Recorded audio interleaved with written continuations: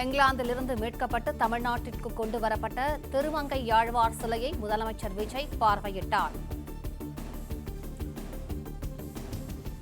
இங்கிலாந்தில் இருந்து மீட்கப்பட்டு தமிழ்நாட்டிற்கு கொண்டு வரப்பட்ட திருமங்கையாழ்வார் சிலையை முதலமைச்சர் விஜய் பார்வையிட்டார்.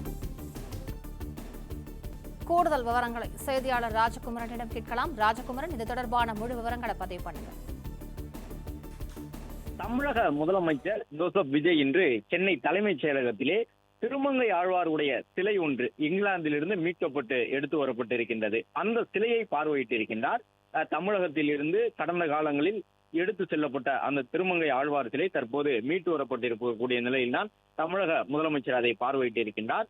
இது மட்டுமல்லாமல் பல்வேறு சிலைகள் தமிழகத்தில், குறிப்பாக அந்த தஞ்சாவூர், திருவாரூர், நாகப்பட்டினம், மயிலாடுதுறை உள்ளிட்ட பகுதிகளில் எல்லாம் பல சிலைகள் இருந்து அந்த சிலைகள் எல்லாம் பிரிட்டிஷ் ஆட்சியாளர்கள் இருந்த காலகட்டத்திலும் அதற்கு பிறகு சட்டவிரோதமாகவும் கடத்தி செல்லப்பட்டிருக்கக்கூடிய நிலையில் அவற்றையெல்லாம் மீட்பதற்காக தமிழக அரசு தொடர்ச்சியான நடவடிக்கை எடுத்து வருகின்றது. காவல்துறையில் இருக்கக்கூடிய சிலை கடத்தல் தடுப்பு பிரிவு உள்ளிட்டவர்கள் எல்லாம் தங்களுக்கு கிடைக்கக்கூடிய விவரங்களை வைத்து தொடர்ச்சியாக அந்த சிலைகளை மீட்டு வருவதற்குரிய முயற்சியில் ஈடுபடுகின்றார்கள். இந்த நிலையில்தான் தமிழகத்தில் இருந்து எடுத்து செல்லப்பட்டிருந்த அந்த திருமங்கை ஆழ்வாருடைய சிலையை மீட்டு வந்திருக்கின்றார்கள். அதை தமிழக முதலமைச்சர் சென்னை தலைமைச் செயலகத்திலே பார்வையிட்டிருக்கின்றார். திருமங்கை ஆழ்வாரை பொறுத்தவரை பல்வேறு அறப்பணிகளை செய்தவர். தமிழ்நாட்டினுடைய அந்த வைணவம் சார்ந்த பல பாடல்களை எழுதியவர்களில் அவருக்கு முக்கியமான பங்களிப்பு உண்டு.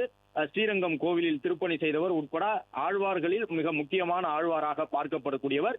தனித்த கோவிலாகவும் திருமங்கை ஆழ்வார் வைத்து வணங்கப்படுகின்றார். அது மட்டுமல்லாமல் வைணவ கோவில்களிலே திருமங்கை ஆழ்வார் பெரிய அளவில் வணங்கப்பட்டு வருகின்றார்.